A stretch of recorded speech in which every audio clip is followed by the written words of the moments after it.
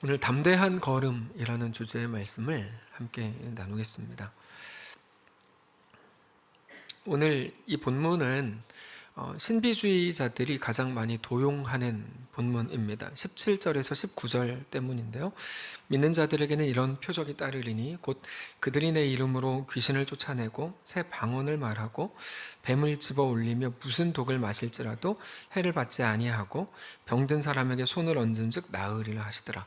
여기 보면 믿는 자들에게는 이런 표적이 나타난다라고 하시면서 제시하신 게 귀신을 쫓아내고 방언을 말하고 병을 낫게 하고 이런 식의 것들입니다. 그래서 어떤 사람들은 자기가 귀신을 쫓아내기 때문에 자기는 구원받은 게 확실하다. 어떤 사람들은 자기가 방언을 하기 때문에 나는 구원을 받았지만 너는 방언을 하지 못하니까 구원을 못 받은 거다 라는 식의 이제 억지 주장을 합니다. 근데 사실 자기들이 한다고 하는 랄랄라 방언은 하나님이 말씀하시는 방언이 아니라는 것도 모르고 하는 소리입니다.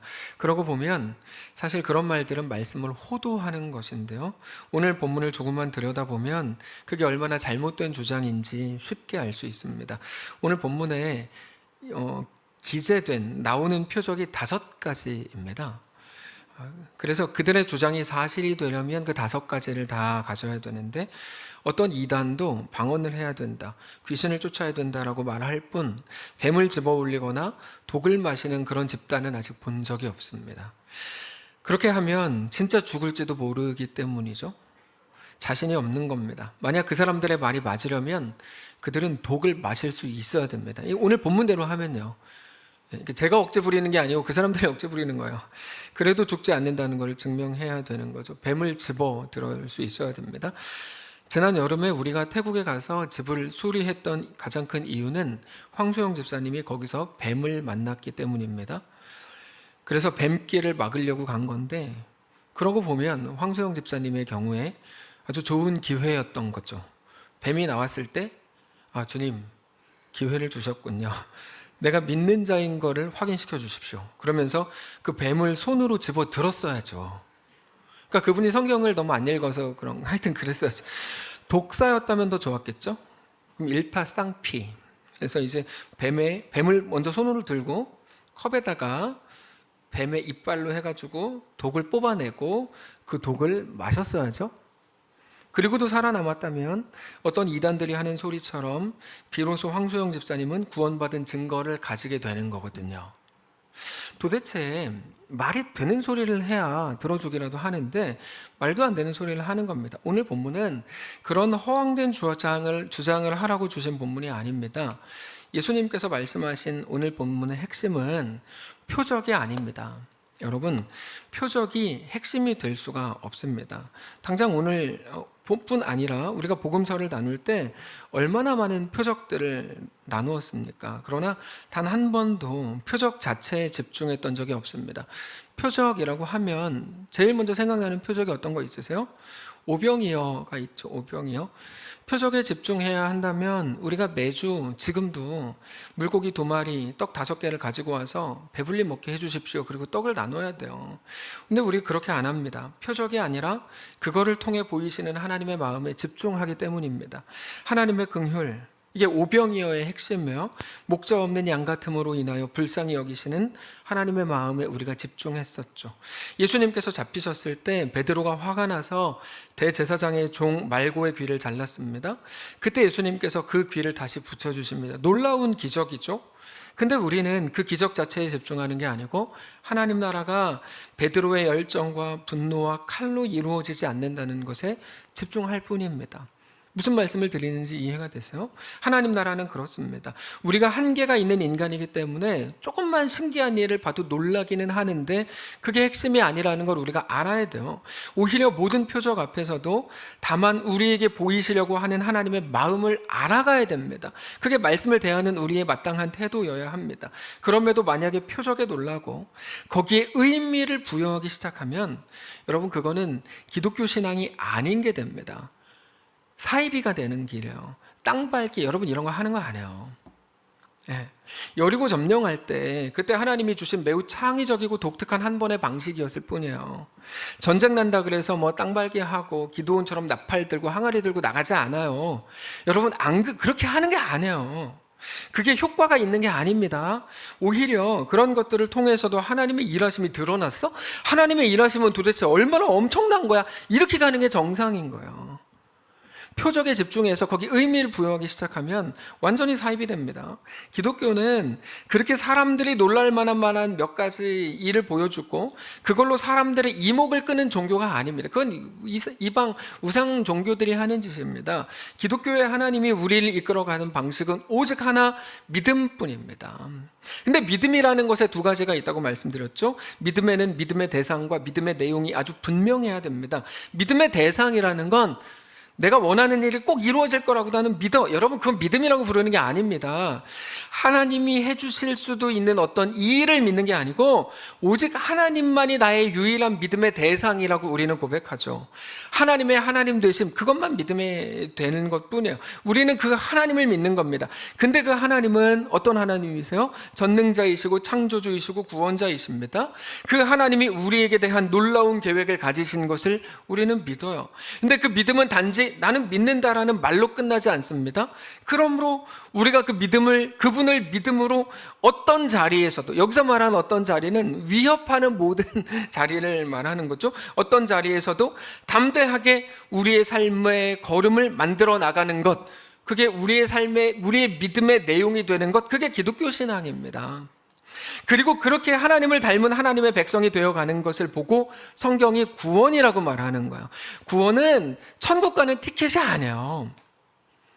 그거는 구원에 대해 잘못 설명하는 거예요. 구원은 하나님의 백성이 되는 겁니다.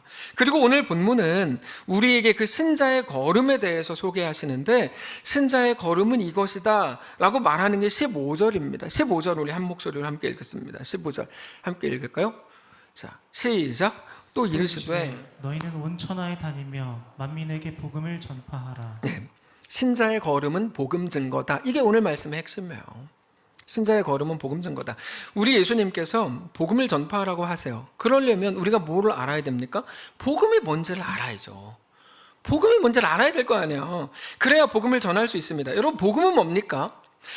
죄의 삭은 사망이고 우리는 죄인이어서 우리가 영원한 죽음으로 갈 수밖에 없는데 그게 우리 운명이거든요. 근데 우리를 사랑하시는 우리 하나님이 우리의 죄의 값을 대신 지게 하시기 위해 예수 그리스도 독생자 예수님을 십자가 죽음에 내어주셨고, 그렇게 영원한 사망에서 우리를 건지셨고, 그렇게 우리를 예수님의 피값으로 사셨고, 더 이상 우리 인생은 우리의 것이 아니에요. 부모님들이 제발 잘못 말하시면 안 돼요. 야, 네 인생은 네 거니까 네가 알아서 결정해 라는 망언이 세상에 어디 있어요. 어떻게 그렇게 말해요? 예수 믿는 신자가 네 인생은 하나님 거야 라고 얘기해야지. 아니, 안 그래요? 네 인생은 네 거니까 네가 결정해. 이건 여러분 말도 안 되는 소리예요. 이런 말 하신 분들에 대해서 제가 뭐라 그러는 게 아니고 앞으로 하실 분들에 대해서 뭐라 그러는 거예요. 그렇게 말하지 마세요. 네 인생은 하나님 거죠. 뭐예요 지금? 왜 아무 반응이 없습니까? 여러분, 네 인생은 하나님 거죠. 왜 네 겁니까? 예수 그리스도의 피값으로 사셨는데요. 그렇게 우리가 하나님의 자녀가 됐다는 게 복음입니다. 그렇게 우리의 아버지 하나님께서 그 아들 예수 그리스도 안에서 우리 운명을 영원한 죽음에서 생명으로 바꾸셨다. 이게 복음입니다. 그리고 그거는 단지 하나의 지식이나 말의 고백으로 끝나지 않고 우리의 오늘의 걸음을 만들어 가게 해야 하는 겁니다. 근데 그렇게 우리의 걸음을 만들어 갈 때, 다시 말해서 복음을 가진 신자의 걸음에는 특징이 하나 있어요. 그거는 고린도후서 5장 7절에서 말씀하신 것처럼 눈에 보이는 대로 행하지 않는다는 겁니다. 너무 중요한 내용이죠. 우리가 다 알고 있죠. 눈에 보이는 대로 행하지 않는다. 복음을 가지면, 하나님을 믿으면 눈에 보이는 것이 전부인 것으로 행하지 않게 됩니다. 그게 믿음의 특징입니다. 믿음이 그렇습니다. 믿음은 우리로 하여금 눈에 보이는 것들이 전부가 아니라 하나님의 약속을 붙들게 합니다. 믿음이에요. 아무리 보암직하고 먹음직하고 지혜롭게 할 만큼 탐스럽게 보이는 열매라고 해도, 너무 좋은 기회가 분명한 것처럼 보여도 눈에 보이는 그 감각보다 하나님의 약속을 더 실제로 붙들게 되는 거죠. 그 시선으로 우리의 삶을 보게 됩니다. 우리가 여전히 눈에 보이는 현실들 속에 있지만 그것들이 우리를 결국 삼키지 못하고 하나님의 은혜와 강력한 붙드심이 우리를 가장 완전한 길로 이끄신다는 것을 믿는 겁니다. 예수님의 죽으심과 부활로 우리 운명이었던 영원한 사망을 바꾸셨죠. 그래서 더 이상 죄와 사망의 권세, 세상의 위협에 우리가 벌벌 떨지 않게 됩니다. 그게 기적입니다. 여러분, 기적은요, 죽을 병 걸렸다가 살게 된 게 기적이 아니에요. 그래도 또 죽을 건데요, 뭐. 아니, 그게 무슨 자꾸 기적이라 그러는 거예요. 기적은 현실과 죽음과 운명에 매여 살던 우리가 이제는 믿음으로 걷게 된 게 기적이죠. 우리가 어떻게 구원을 받았어요? 어떻게 구원을 받았냐고, 우리가. 근데 구원을 받았잖아요. 예수를 믿잖아요. 하나님의 놀라운 은혜죠? 기적입니다. 세상이 감당하지 못하는 담대한 믿음의 사람들을 된 거죠. 그러고 보면 우리 모든 인생이 언제나 그랬습니다. 항상 눈에 보이는 것들에 압도되어 살았었습니다. 그래서 더 좋은 거를 보여주기 전에는 어떤 것도 믿지 않았어요. 자기들이 직접 보기 전엔 믿지 않아요. 그러나 하나님은 우리에게 믿음을 요구하십니다. 우리의 눈을 의지하지 말고, 우리 감각을 신뢰하지 말고 하나님의 말씀, 하나님의 약속을 붙들라고 말씀하십니다. 우리를 살리는 것은 우리 현실이 좋아지는 것 때문이 아닙니다. 하나님의 약속 때문입니다. 풀은 마르고 꽃은 시들지만 우리 하나님의 말씀은 영원히 서리라 하라. 이사야 선지자를 통해 하나님 말씀하시죠. 근데 자, 이제 복음이 뭔지 대충 알겠어요. 오늘 본문에서 어떻게 하라고 합니까? 그 복음을 전파하라는 거야. 이 신자의 걸음이라는 거죠. 기독교회가 할 일은 오직 복음을 전하는 일입니다. 기독교회 할 일, 정의를 실현하는 거 아닙니다. 여러분, 정의롭게 사십시오. 근데 교회가 제가 해야 된 말, 설교를 통해 증거되어야 될 것, 교회가 해야 되는 결정, 여러분, 정의를 실현하는 거 아니고요, 더 좋은 세상 만드는 거 아닙니다. 우리는 성공하는 법칙 가르치는 일도 하는 게 아니에요. 그게 우리에게 주신 미션이 아니에요. 병나는 법을 제시하거나 돈을 더 많이 벌 수 있게 하거나 승진하는 방법을 가르치는 곳도 아닙니다. 여기는 기독교의 이름으로 눈에 보이는 성공과 잘됨을 따라다니고 그거를 자랑하려고 한다면 그건 너무 부족한 기독교입니다. 그럼에도 많은 사람들이 그렇게 하려고 했던 이유는 그들이 세상에서 칭찬받고 싶었기 때문입니다. 기독교의 이름으로 더 좋은 사람이 되고 싶은 거, 그건 함정입니다. 세상에서 칭찬받는 게 마치 하나님을 기쁘시게 하는 거라고 착각하는 사람들이 너무 많아요. 그럼 세상이 하나님이죠? 아니, 그렇죠. 세상에서 칭찬받는 게 어떻게 하나님을 기쁘시게 하는 거냐고. 그게 다른 거예요. 다른 겁니다. 언젠가부터 사람들의 평가가 하나님이 돼버린 것 같은 느낌을 많이 받습니다. 왜 저러지? 이런 생각을 하는 거예요. 왜 저러지? 왜 교회가 세상에 칭찬받으려고 하지? 이거야. 사람에게 인정받는 게 하나님께도 인정받고 칭찬받는 사람일 거라고 착각합니다. 근데 그렇지 않습니다. 사람들의 칭찬, 사람들의 인정, 사람들이 좋아해 주는 것, 사람들의 마음을 편안하게 하고 만족하게 하는 것과 하나님을 기쁘시게 하는 건 완전히 다른 거라고 바울이 말하는 거야. 갈라디아서 1장 10절이죠. 이제 내가 사람들에게 좋게 하랴, 하나님께 좋게 하랴, 사람들에게 기쁨을 구하랴.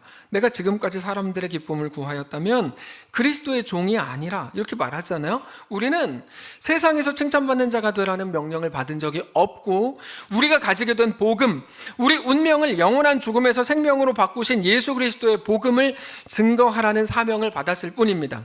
자, 그러면 이제 여기 이거 하나만 살피면 이제 끝납니다. 오늘 복음을 증거한다는 건 어떻게 하는 건가, 이거요.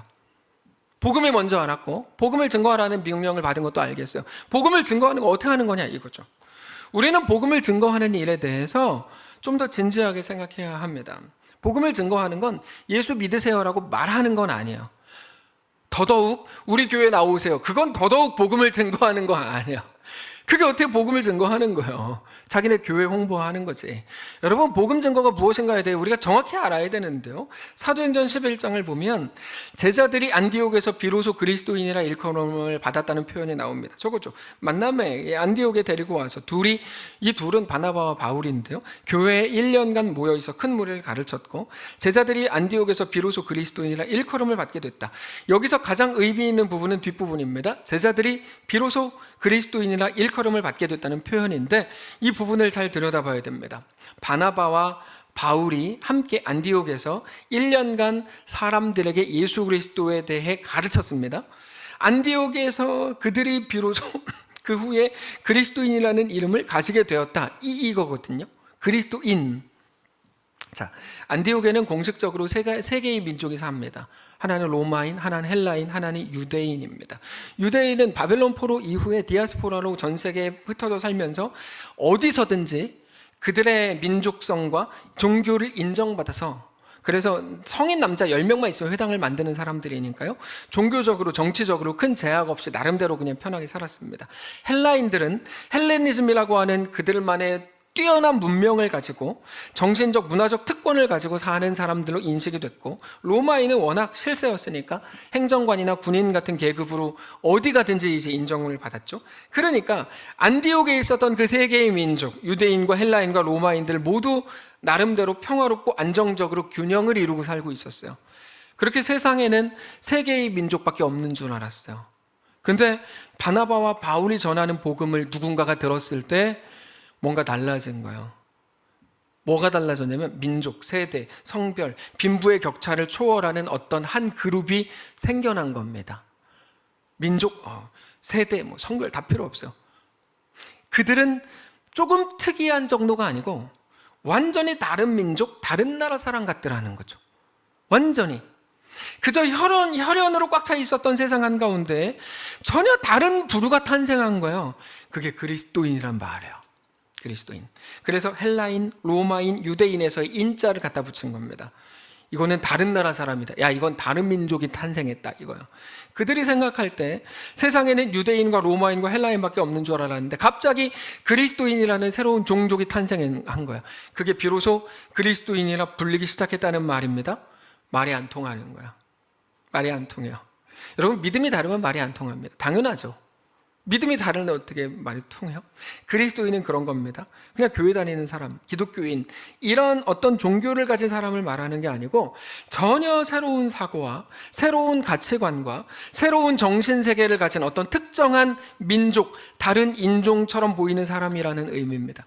그리스도인은 헬라인이나 유대인이나 로마인과는 다른 말을 하고 다른 목적과 다른 기준을 가지고 완전히 다른 독특한 정체성을 가진 사람들입니다.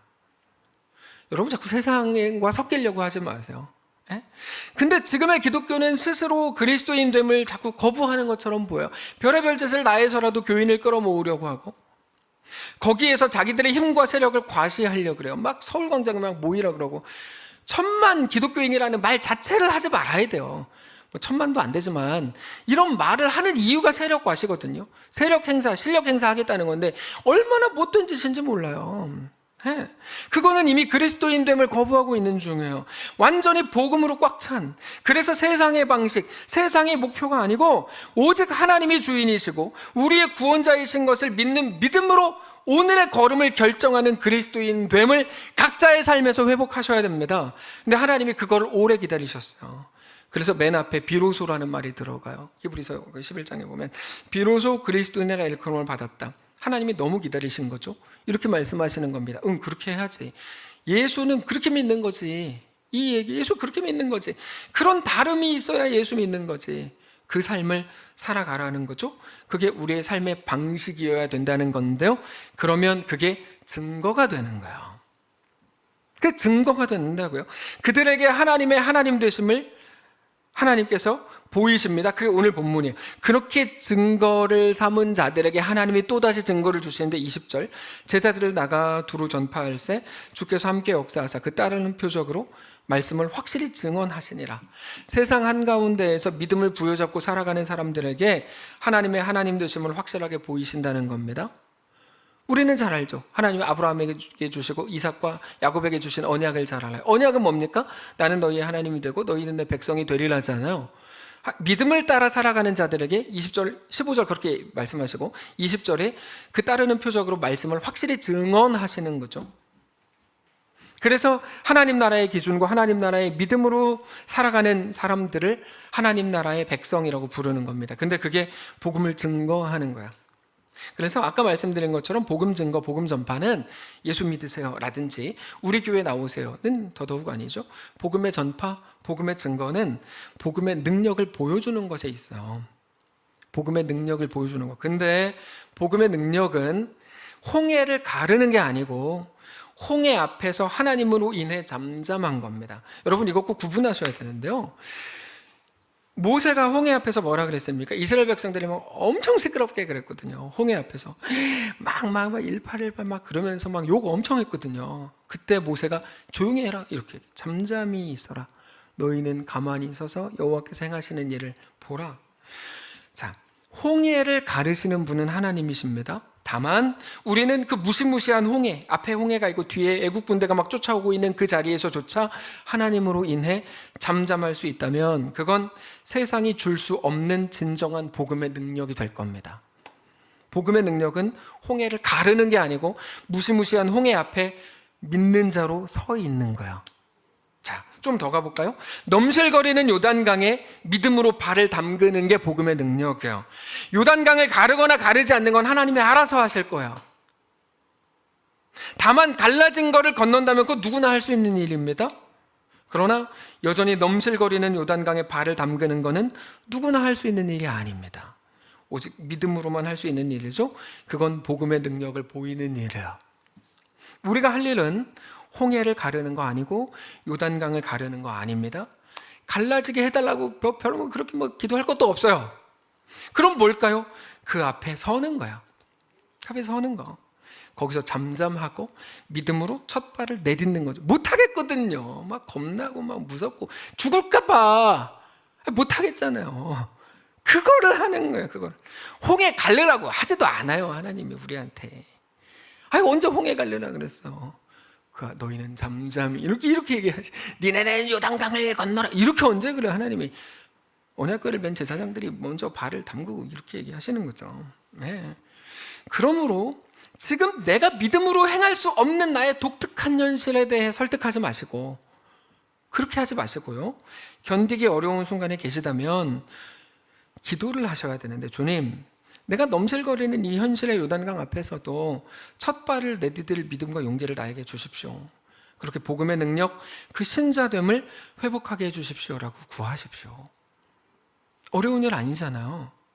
그게 우리에게 요구하신 복음 증거의 방법이기 때문입니다. 그러면 그때 어떤 일이 일어난다고요? 비로소 하나님께서 그들에게 놀라운 하나님만의 창의적인 방식으로 반드시 함께 하신다고요. 그게 20절이라고요. 그게. 그래서 오늘 본문에 나오는 몇 가지 창의적인 방식을 공식화하면 안 되는 거예요. 성경은 그렇게 푸는 게 아니에요. 몇 개 막 이렇게 나와가지고 그거 막 공식화해가지고 아까 말씀드린 거 땅 밟고 이런 식으로 하는 게, 그러면 안 되는 거예요. 그럼 바보들의 해석입니다. 죄송합니다. 이렇게 해서 바보들의 해석입니다. 그래서 이단들이 자꾸 그런 주장을 하는 거예요. 말씀을 통해서 우리는 하나님의 뜻을 알아야 됩니다. 그게 뭡니까? 다만 하나님이 함께 하신다를 말씀하시는 게 20절이에요. 그게 약속으로 주어진 거예요. 우리는 이미 증거들을 가지고 있습니다. 우리의 사역과 우리 충성과 드림이 어떤 열매들을 맺고 있는지 두 눈을 통해 확인했습니다. 그게 아우니치고 웃구막이고 우리 삶의 모든 드림이고 우리 충성입니다. 지난주에 부채춤 팀의 사역을 정리한 영상이 우리 교회 유튜브에 올라왔는데요. 저는 정말 그거 보고 놀랐어요. 걱정이 될 만큼 분명히 이거 짜고 치는 고스톱이라고 할 것 같다. 이렇게 제가 생각이 됐어요. 마치 그들의 고백을 제가 적어서 니네 읽어 이렇게 한 것 같은 고백들을 그들이 다 하더라고요. 제가 놀랐어요. 저 사람들이 어떻게 저런 고백을 할 수 있는가. 4명인가가 등장하는데요. 저렇게까지 깊은 고백을 어떻게 제가 그분들을 뭐 이렇게 하는 게 아니에요. 어떻게 저런 고백을 하는가? 사실 그러고 보면 선교 일기로 올라오는 지금 교사들 뿐 아니라 우리가 선교 단기 전도 여행 갈 때 선교 일기로 올라오는 모든 내용들에 대해 늘 놀라지 않으세요? 전 놀라요. 어떻게 이런 고백을 하지? 이렇게 놀라거든요. 그들을 만나주시고 함께 하시는 하나님의 일하심에 감사했습니다. 그게 믿음으로 자신을 내어드린 그들에게 대해 하나님께서 행하시는 창의적인 하나님의 행하심이라고 저는 확신합니다. 하나님의 말씀을 믿음으로 담대히 살아내는 그 담대한 걸음으로 걷는 성도들에게 주실 하나님의 하나님 되심의 증거가 되는 거죠. 굉장히 창의적인 방식으로 다양한 방법으로 하나님께서 확인시키고 또 보이십니다. 영상을 잠깐 보겠습니다. 이번에 했던 부채춤팀 그 영상.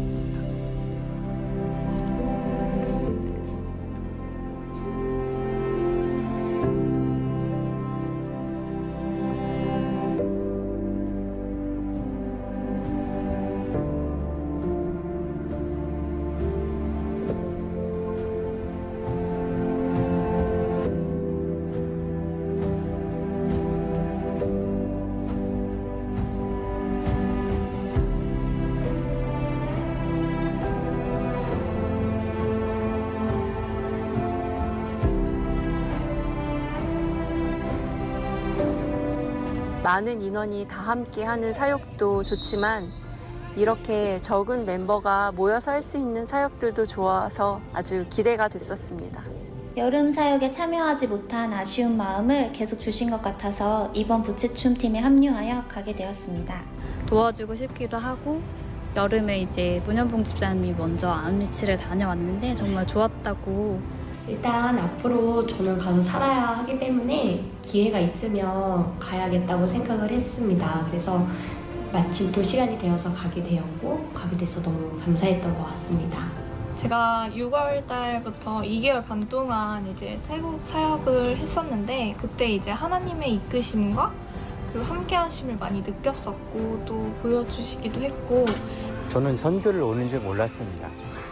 한번 태국이라는 나라에 대해서 한번 경험해 보고 싶어서 따라 나선 건데 이곳에 오게 되니까 선교지에 왔다는 그런 느낌을 좀 받게 됐어요. 나는 그냥 일종의 방관자? 그게 더 컸었는데 같이 활동 아닌 활동을 하게 하다 보니까 느끼는 바들이 참 많았던 그런 선교 여행이었던 것 같습니다.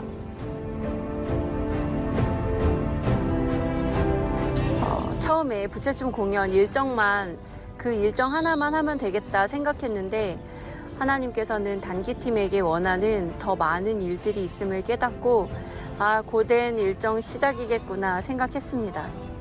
여러 가지 변수들을 통해 일하시는 하나님의 계획에 역시 하나님은 크고 깊으시다라는 그런 생각을 가지게 되었던 것 같습니다. 태국에서 이제 매일 아침 경건회를 통해서 묵상한 것을 나누면서 많은 생각이 들었는데 내가 이곳에 온 것이 내 의지가 아닌 하나님의 인도하심이었고 내가 알아챌 수 없는 자연스러운 역사였다는 것을 말씀을 통해 알게 됐어요.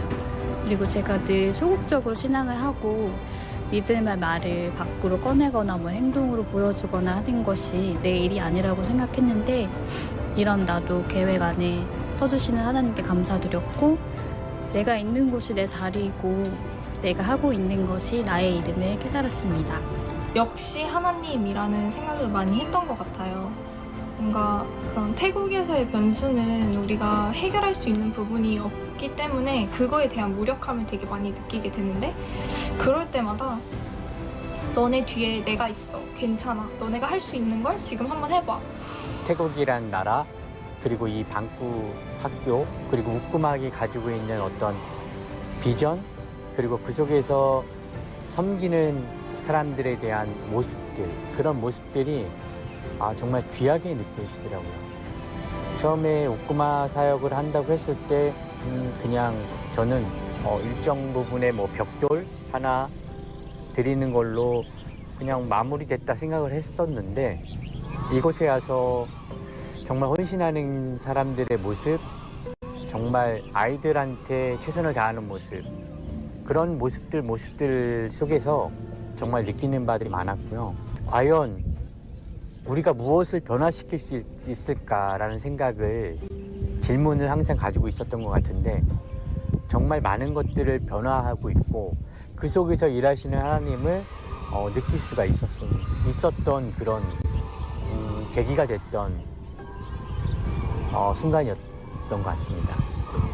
한국에서도 그렇지만 태국에서의 사역은 변수가 엄청 많더라고요. 우리가 세워놓은 일정이 있었는데 센터 교회 장례식에 참여하고 특송을 해주면 좋겠다는 변수가 생겼어요. 이 상황에서 우리는 조금 망설였지만 하기로 했고 안 돼요, 안 될 것 같아요 라기보다는 네, 좋아요, 해보겠습니다 라고 생각이 많이 변화한 것 같아요. 이 변화가 생활 속에서도 계속 이어져야 하는데 걱정이지만 좋아요, 해보겠습니다. 가기 전에는 좀 더 가볍게 생각했던 것 같아요. 눈에 보이는 불편함을 좀 더 크게 생각을 했었는데 음식이 입에 안 맞는다든지 여러 가지 불편한 것들을 생각을 했는데 직접 가서 지내면서 그런 불편함들은 정말 하나도 크게 다가오지 않았고 오히려 사치스럽다고 생각을 했던 것 같아요. 우리 부채춤 팀이 하는 부채춤이 되게 인상이 깊었어요. 솔직히 저 작은 인원으로 무엇을 할 수 있을까 얼마나 화려하게 할 수 있을까라는 물음표를 항상 던지고 있었는데 실제로 봤을 때는 결코 작은 사람들이 함에도 불구하고 엄청나게 멋있었어요. 방구학교 경기 응원했던 일이 가장 기억에 많이 남고 너무너무 재밌었던 시간이었습니다. 아이들 방구학교가 이제 세계 경기를 이제 결승까지 가게 됐는데, 그때 이제 우리 한국 부채춤 팀이 너무 열심히 막 응원하니까 아이들이 재밌으면서도 기운이 나고 힘이 나고, 아, 여기 선생님들이 왜 우리를 응원해 줄까 하는 의아함도 들면서 너무 고마워 하더라고요. 선생님들도 너무 고맙다고, 응원해줘서 고맙다고 했던 그런 하나 돼서 열심히 응원했던 그 사역이 가장 기억에 남는 것 같습니다. 센터 아이들이랑도 같이 그 축구를 응원을 했었는데, 그때 치킨 먹으면서 많이 친해지기도 하고, 19년도에 태국에 갔을 때 방구 학교 학생인 기라디시라는 친구가 있었는데, 쉬는 시간, 점심시간 때마다 찾아와서 인사를 해주고 꽃도 따다주고 참 다정했었거든요. 하지만 그 이후로는 보지 못했어요. 이번에 들어갔을 때 어디선가 수민 하는 소리가 들렸어요. 돌아보니 기라디시더라고요. 몇 번 만나지 않은 날 기억해주고 반가워해주는데 너무 기분이 좋았습니다. 저희가 이제 방구 학교 애들 페이스 페인팅을 해줬는데 솔직히 저는 해본 적이 없어가지고 그냥 주변 꾸미기 뭐 풍선 달고 이런 걸 하고 있었어요. 근데 선생님들이 하는 거 보니까 나도 한번 해주고 싶다 해서 제 손등에 연습을 했거든요. 근데 별로더라고요. 그래서 아예 그냥 있어야겠다 했는데 어떤 친구가 와서 제 손등을 가르치면서 이걸 해달라고 해가지고 그 손등에다 해줬는데 예쁘지는 않았어요. 근데 애들이 계속 와서 해달라고 해서 열심히 했는데 내가 이런 걸 해도 될까 하는 시간이었는데 내가 해야지로 바뀌는 그런 순간이었던 것 같아요. 저희 모두가 여러 가지 다양한 것들을 계획을 하고 움직이는데 다 각계 전투로 움직인 것 같아요. 누구는 사진을 찍고 영상을 찍고, 누구는 청소를 하고 보수를 하고, 근데 다양한 일들을 하고 또 같이 모여서 우리 또 만나서 감격하고 즐거워하고, 무엇보다 다녀고 경건회는 정말 가장 좋았던 시간이었고, 그 시간을 통해서 우리 팀원 모두가 어떻게 하나님 앞에 설 것인지, 오늘 하루 그곳에서 어떻게 살아갈 것인지를 고민하는 시간이 되었던 것 같아요. 이번 태국 단기 선교에 함께하게 된 게 정말 감사한 시간이었고, 늘 소극적이고 부끄러워하고 그리고 주변에서 그냥 구경하는 그런 주변인이었고 부족하고 자신 없던 나를 하나님의 크신 계획 가운데 사용하셔서 이제 멀리서 지켜보는 게 아니라 역사의 가운데로 나를 끌어당겨 주심을 느끼는 그런 시간들이었습니다. 정말 왜 선교지에 가면 특별함을 느낄 수 있다는 거를 정말 많이 느꼈던 계기가 됐던 것 같아요. 우리가 계획하고 우리가 생각하는 대로 안 될 때가 너무나 많아요. 하지만 그 가운데서도 하나님의 일은 그렇게 흘러간다라는 거를 참 많이 느꼈습니다. 때로는 인간적인 생각으로는 이게 진짜 왜 좀 답답하다고 생각할 때도 많았지만, 또 그렇게 하다 보면 또 그 일이 이루어지고 나다 보면 그게 왜 그렇게 됐나라는 것들이 이해가 되기도 하고, 확실히 사람의 생각하고 하나님의 생각하고 다르다는 것. 선교지에서는 뭔가 특별한 이벤트마저도 하나님이 준비하신 어떤 서프라이즈 같은 선물이었다, 그런 생각을 많이 하게 됩니다. 항상 미란 선생님이 그런 얘기를 해요. 태국에 가면 힐링이 된다, 그곳에 다시 가고 싶다, 그런 얘기 많이 하는데 그 느낌이 어떤 느낌인지 좀 알 것 같아요.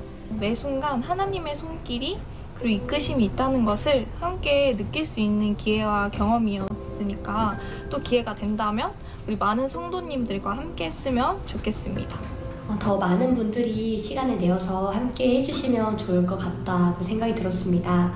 내년이면 그곳에서 이제 여러분들을 맞이하고 보내드리는 자리에 저는 서 있겠지만, 그곳에서 일하시는 하나님을 함께 느끼고 나누는 시간을 꼭 갖고 싶다는 생각을 하였습니다. 선교지에서만 누릴 수 있는 기쁨과 은혜가 있습니다. 나의 일이 아닌 하나님의 일에 모두가 동참했으면 좋겠습니다. 나의 생각보다 더 크게 일하시는 하나님을 오늘도 기대하며 나아갑니다. 여러분도 모두 참여하세요.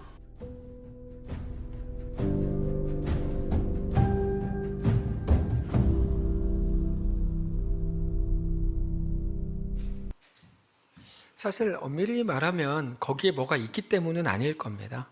거기에 뭐가 있기 때문에 사람들이 뭔가를 느끼는 게 아니고 사실 성도들의 믿음의 결정과 그리고 뭐라 그럴까요? 하여튼 죽음의 결정이죠. 죽음의 냄새가 나는 그 모든 결정들 속에 오늘 본문에 약속하신 하나님의 은혜가 더딥혀지고 하나님이 내가 그 자리에서 너의 하나님 되겠다라고 말씀하시는 그렇게 가는 것이 오늘 본문의 내용인 겁니다. 우리는 알지 못하지만 반드시 하나님의 방식으로 태국을 가자는 얘기가 아니에요. 우리 삶에서 하나님의 방식으로 그의 백성들과 함께 하신다는 것만큼은 너무나 확실하게 약속된 것이 오늘의 본문입니다. 그러므로 사랑하는 성도 여러분, 각자의 삶을 믿음으로 담대하게 걷게 되시기를 바랍니다. 그래서 오늘 말씀의 제목이 담대한 걸음이에요. 바꿔야 되겠어요. 영상 보니까 역시 하나님으로. 담대한 걸음 역시 하나님. 네. 우리는 믿음으로 우리의 걸음을 걸어야 합니다. 왜 아우니치, 왜 우꾸마키, 왜 해외 전도 여행에 가면 하나님의 은혜가 크다고 자꾸 사람들이 얘기하는 걸까? 그 이유를 지난주에 설명드렸는데요. 거기에 뭐가 있기 때문이 아니라 우리의 믿음의 결단이 만들어내는 일들인 겁니다. 믿음의 결단으로만 참여할 수 있기 때문입니다. 하나님의 함께 하심으로 증거를 보이시는 것이죠. 우리 가정, 우리 개인의 삶, 교회도 마찬가지입니다. 이제 예배가 끝나고 나면 예결산 재직회를 할 건데 우리는 그 믿음으로 여전히 어려운 가운데에서도 내년에 예산을 세웠습니다. 재정을 위한 결정과 교회를 위한 결정이 다를 때가 너무 많습니다. 재정을 위한 결정은 늘 현실을 기반으로 하는 것이지만 교회를 위한 결정은 믿음을 기반으로 하는 것이라서 같을 수가 없습니다. 우리는 재정을 위한 결정이 아니라 믿음으로 교회를 위한 결정들을 하기로 했고 같이 책임지는 결정을 하기로 했습니다. 저는 최소한 우리 교회 담임 목사로서 교회가 모든 것을 믿음으로 결정하는 교회가 되는 그 일을 끝까지 포기하지 않을 작정입니다. 그게 교회니까요. 그 결정들에 언제나 하나님의 창의적인 방식에 함께 하심을 우리에게 허락하실 것을 믿습니다. 하나님의 약속이기 때문입니다. 말씀을 정리할게요. 사랑하는 성도 여러분, 우리는 지난주에 교회 창립주일을 맞이해서 이제 42년의 걸음을 기억하면서 다 함께 새로운 43번째 발걸음을 함께 떼자고 말씀을 드렸습니다. 하나님께서는 우리의 믿음을 기다리십니다. 믿음의 선택, 믿음의 걸음을 요구하십니다. 2023년이 어떤 상황, 어떤 환경으로 이어질까요? 우리는 알지 못하죠. 어떤 사람들은 올해보다 더 어렵습니다. 라든지 또 어떤 사람들은 이제 중국이 제로 코로나를 어떻게 해가지고 우리도 좀 더 좋아질 겁니다. 또 어떤 사람들은 사우디 네옴시티 별의별 얘기 다 하는데 모르죠. 살아보셨어요? 모르죠. 그냥 추측할 뿐이에요. 다만 오늘 우리는 또다시 하나님 앞에서 작정할 뿐입니다. 하나님이 우리의 주인이요 왕이요 전능자이심을 고백할 작정입니다. 우리가 마지막까지 성경에서 그걸 땅끝이라고 표현하는데 그 땅끝은 어쩌면 우리가 죽는 그 순간까지라고 할 수 있겠죠. 그때까지 고백해야 할 것은 이 땅에 오직 주밖에 없습니다 라는 고백일 겁니다. 이 땅에 오직 주밖에 없네. 그 고백처럼 우리의 삶이 온전하게 주 앞에 서서 주의 완전하심을 온전히 고백할 수 있는 삶이 되시기를 원합니다. 그렇게 남들보다 교회 창립주일이 12월이라서 한 달 먼저 시작하는 우리의 새로운 발걸음에 하나님이 주시는 놀라운 은혜와 위로와 평안케 하시는 역사가 충만하게 되시기를 주님 이름으로 축복합니다. 잠깐 찬양하고 기도하겠습니다. 이 땅에 오직 주밖에 없네. 그 무엇도 나를 채울 수 없네. 주님의 평안 내 안에 있네. 그 누구도 빼앗을 수 없네. 함께 고백하겠습니다. 이 땅에 오직 주밖에 없네. 그 무엇도 나를 채울 수 없네. 주님의 평안 내 안에 있네. 그 누구도 빼앗을 수 없네. 이 땅에 오직 주밖에 없네. 주밖에 없네. 그 무엇도 나를 채울 수 없네. 주님의 평안 내 안에 있네. 그 누구도 빼앗을 수 없네. 세상은 변해가고 세상은 변해가고 소망은 힘을 잃어도 변함없이 붙드시는 그 구원의 손길. 폭풍이 몰려와도 두려움 물러가네. 우릴 위해 싸우시는 그 손을. 이 땅에 오직 주밖에 없네. 이 땅에 오직 주밖에 없네. 그 무엇도 나를 채. 우리 다 같이 눈 감고 고백합시다. 주님의 평안 내 안에 있네. 평안 내 안에 있네. 그 누구도 빼앗을 수 없네. 마지막으로 다시 한번 고백합니다. 이 땅에 오직 주밖에 없네. 이 땅에 오직 주밖에 그 무엇도 나를 채울 수 없네. 나를 채울 수 없네. 주님의 평안 내 안에 있네. 내 안에 있네. 그 누구도 빼앗을 수 없네. 빼앗을 수 없네. 주님, 그렇습니다. 세상이 다 변하고 사람들에게 실망하고 내가 원하던 일들이 일어나지 않아서 소망을 잃어가고 폭풍이 막 몰려오는 것 같고 두려움으로 꽉 차는 것 같아도 이 땅에 오직 주밖에 없습니다. 그 믿음의 고백이 우리 깊은 속에서부터 터져 나오게 하옵소서. 하나님, 이 땅에 소망을 둔 우리의 어제까지의 모든 삶을 후회합니다. 세상은 우리에게 매일같이 이 땅에 소망이 없음을 전해주었는데 우리는 여전히 세상에서 소망을 찾고 싶었나 봅니다. 그런데 이제 진리를 가진 자가 되기를 원합니다. 하나님께 소망이 있음을 우리의 모든 절망 속에 능히 고백하기를 원합니다. 하나님, 우리와 함께 하옵소서. 각자의 삶에 있는 처절한 아픔들과 그 심각한 눈물들, 그 속에 있는 사랑하는 성도들에게 성령님 찾아가셔서 하나님만 소망이신 것을 가르쳐 주시고 그것을 통하여 전에 없던, 내가 원하던 모든 것을 가졌을 때에도 가질 수 없었던 진정한 평안과 진정한 만족과 기쁨이 우리 속에 시작되는 사랑하는 모든 성도들의 삶이 되게 하옵소서. 우리 주인 되신 살아계신 예수님의 이름으로 기도합니다. 아멘. 이제는 우리 구주 예수 그리스도의 은혜와 하나님 아버지의 다함없는 사랑과 성령의 교통인도 역사 위로 함께 하심의 은사가 이 시간 주를 바라보며 예수 안에 허락된 그 길을 신자로 걷기를 결정하는, 그렇게 주님과 믿음으로 동행하기를 몸부림치는 사랑하는 모든 성도들, 그들의 자녀들, 그들의 가정, 사랑하는 이 교회 위에 이제로부터 영원까지 함께 계실지어다. 아멘.